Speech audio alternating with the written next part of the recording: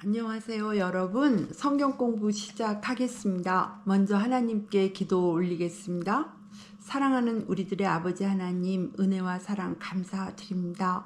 오늘도 주님의 말씀 통해 주님을 만나고 진리를 깨달아 주님의 뜻 이루어 드리는 저희 모두 되도록 도와주시옵소서. 예수님의 이름으로 기도드렸습니다. 아멘. 네. 우리는 지난 시간에 이스마엘로 인해 아브라함의 가정에 또다시 갈등이 일어났고 급기야 사라가 아브라함에게 하갈과 이스마엘을 집에서 내어 쫓으라고까지 하기에 이르렀다는 것을 보았습니다. 사라의 말을 들은 아브라함의 심정은 어떠했을까요? 성경은 아브라함의 심정에 대해 이렇게 전해줍니다. 창세기 21장 11절입니다. 그러나 아브라함은 그 아들도 자기 아들이므로 이 일로 마음이 몹시 괴로웠다. 아멘. 하나님의 뜻과 다른 인간적인 선택과 결정으로 낳은 이스마엘로 인해 아브라함은 또다시 고통을 겪고 있습니다. 우리도 아브라함처럼 우리의 생각이 앞서고 우리의 욕심이 앞서서 주님의 뜻과 다른 이스마엘을 낳는다면 우리 생각대로 낳은 이스마엘 때문에 우리 또한 아브라함처럼 괴로움을 겪게 될 것입니다.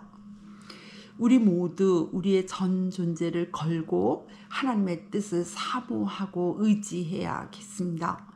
범사에 하나님의 뜻만 서기를 갈망하여 하나님의 뜻을 여쭙고 그 뜻대로 되기만을 기도하며 그 뜻대로 순종해야겠습니다. 그것이 믿음 있고 지혜로운 삶입니다. 생각해 보십시오. 우리의 삶 속에 하나님의 뜻이 서지 못하고 우리를 죽이고 멸망시키려고 하는 악마의 관계가 선다는 것은 얼마나 끔찍하고 위험한 일입니까? 불행이나 유행함도 내 뜻대로 못하고 내 뜻대로 안 되는 것이 축복 중에 축복입니다. 범사에 하나님의 뜻만 서는 것이 우리 인생의 최고의 복입니다. 우리 모두 예수님을 우리의 참 주님으로 모셔서 이런 복된 삶 살아가야겠습니다. 이어지는 말씀 12절입니다. 하나님이 그에게 말씀하셨다. 그 아들과 그 어머니인 여종의 일로 너무 걱정하지 말아라. 이삭에게서 태어나는 사람이 너의 씨가 될 것이니 사라가 너에게 말한 대로 다 들어주어라. 아멘. 하갈과 이스마엘을 집에서 내쫓는 일은 그들을 죽음으로 내모는 일이었습니다. 그러니 아브라함의 마음이 어떠했겠습니까? 그러나 아브라함은 또다시 이 일에 속수무책으로 괴로움만 당하고 있습니다. 하나님은 또다시 아브라함이 겪고 있는 고통을 참아두고 보지 않으십니다. 그래서 아브라함에게 말씀하셨습니다. 걱정하지 말고 사라의 말대로 다 들어주어라. 사라의 말대로 들어주는 것이 아브라함에게도 사라에게도 하갈에게도 최선이었기에 하신 말씀이셨습니다. 그러나 하나님의 이 말씀을 듣는 아브라함의 심정은 어떠했을까요? 심장이 덜컥 내려앉았을 것입니다. 이삭을 번제로 바치라시는 하나님의 말씀만큼이야 아니었겠지만 그 못지않게 아브라함의 마음은 힘들고 무너졌을 것입니다. 이 말씀은 결코 아브라함이 듣고 싶은 응답이 아니었지 않았겠습니까? 아브라함의 마음을 너무나 잘 아시는 하나님의 말씀이 이렇게 이어졌습니다. 13절입니다. 그러나 여종에게서 난 아들도 너의 씨니 그 아들은 그 아들대로 내가 한 민족이 되게 하겠다. 아멘. 이 말씀을 들은 아브라함의 심정은 또 어떠했을까요? 분명 이 말씀으로 아브라함은 깊은 위로를 받았을 것이고 순종할 힘을 얻었을 것입니다. 그러나 아브라함이 원하는 답이 아닌 것은 여전했을 것입니다. 아브라함은 마음이 여전히 아프고 여전히 눈물 나고 여전히 안 보내면 좋겠는 마음이 아니었겠습니까? 그러나 하나님의 뜻은 계시되었고 이제 아브라함은 선택해야 했습니다. 그리고 믿음의 조상 아브라함은 자신의 뜻을 접고 하나님의 뜻에 즉시 순종하는 것을 선택했습니다. 이어지는 말씀 14절입니다. 다음 날 아침에 일찍 아브라함은 먹거리 얼마와 물 한 가죽 부대를 가져다가 하갈에게 주었다. 그는 먹거리와 마실 물을 하갈의 어깨에 메어 주고서 그를 아이와 함께 내보냈다. 하갈은 길을 나서서 브엘세바 빈들에서 정처 없이 헤매고 다녔다. 아멘. 이스마엘도 이삭이 태어나기 전까지는 아브라함에게는 눈에 넣어도 안 아픈 둘도 없는 아들이었습니다. 그런 아들을 하루아침에 사지로 내보내면서 아브라함의 심정이 오죽했겠습니까? 아브라함은 분명 죽음 같은 고통을 겪었을 것입니다. 그럼에도 아브라함은 하나님의 말씀에 즉각 순종하여 다음날 아침 일찍이 하갈과 이스마엘을 내어 보냈습니다. 그렇게 아브라함은 이삭뿐만 아니라 첫아들 이스마엘에 관해서도 하나님의 뜻에 철저히 순종했습니다. 인간적으로 보면 그것은 두 아들 모두 죽음에 내어놓는 일이었음에도 불구하고 말입니다. 우리는 어디까지 하나님을 신뢰하고 있을까요? 우리는 어디까지 하나님의 말씀에 하나님의 뜻에 순종할 수 있을까요? 우리는 다시 예수님께서 친히 하신 말씀을 기억해야 할 것입니다. 마태복음 7장 21절입니다. 나더러 주여 주여 하는 자마다 다 천국에 들어갈 것이 아니요 다만 하늘에 계신 내 아버지의 뜻대로 행하는 자라야 들어가리라. 아멘. 이어지는 말씀 창세기 21장 15절에서 16절입니다.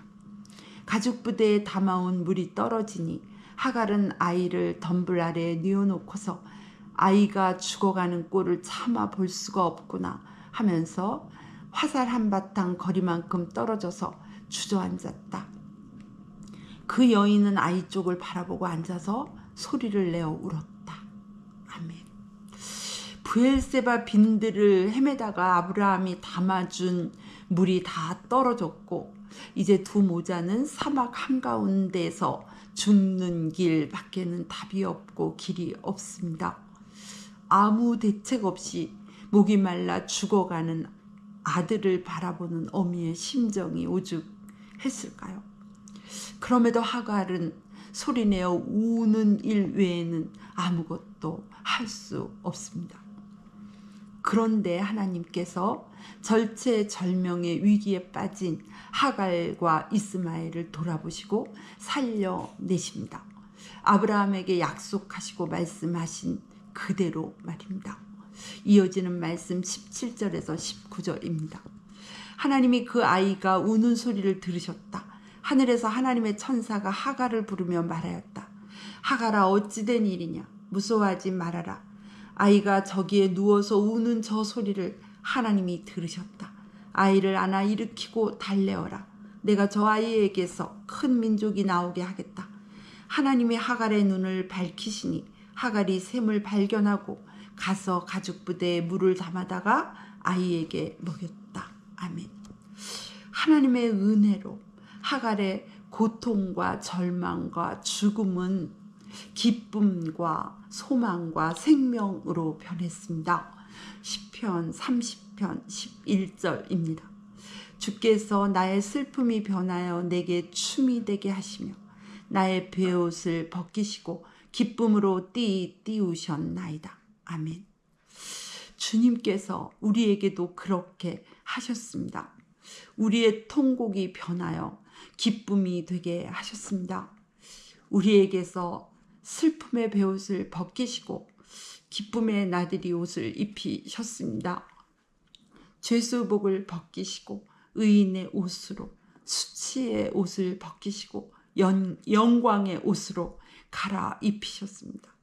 그리고 우리 주님께서 우리가 나면서부터 입어야 했던 수의를 벗기시고 영생의 옷을 입혀주셨습니다. 이사야 25장 7절에서 8절입니다. 또 주님께서 이 산에서 모든 백성이 걸친 수의를 찢어서 벗기시고 모든 민족이 입은 수의를 벗겨서 없애실 것이다. 주님께서 죽음을 영원히 멸하신다. 주 하나님께서 모든 사람의 얼굴에서 눈물을 말끔히 닦아주신다. 그의 백성이 온 세상에서 당한 수치를 없애주신다. 이것은 주님께서 하신 말씀이다. 아멘. 이 일은 거저 이루어진 일이 아닙니다. 우리 주님께서 우리 대신 통곡하셨고 슬픔을 겪으셨고 수치를 당하셨고 죄수복을 입으셨으며 마침내 우리 대신 주님께서 수의를 입으셨기에 가능한 일이었습니다. 이사야 53장 4절에서 5절입니다. 그는 실로 우리가 받아야 할 고통을 대신 받고 우리가 겪어야 할 슬픔을 대신 겪었다. 그가 찔린 것은 우리의 허물 때문이고 그가 상처를 받은 것은 우리의 악함 때문이다. 그가 징계를 받음으로써 우리가 평화를 누리고 그가 매를 맞음으로써 우리의 병이 나았다. 아멘. 예수 그리스도를 향한 우리의 믿음이 진실하다면 우리는 고민하지 않을 수 없고 기도하지 않을 수 없을 것입니다.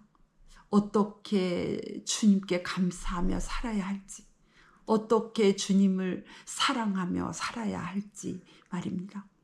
아멘. 기도하시겠습니다. 사랑하는 하나님 아버지, 오늘도 말씀해 주셔서 감사합니다.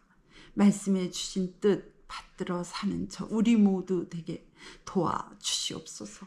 예수님의 이름으로 기도드리옵니다. 아멘.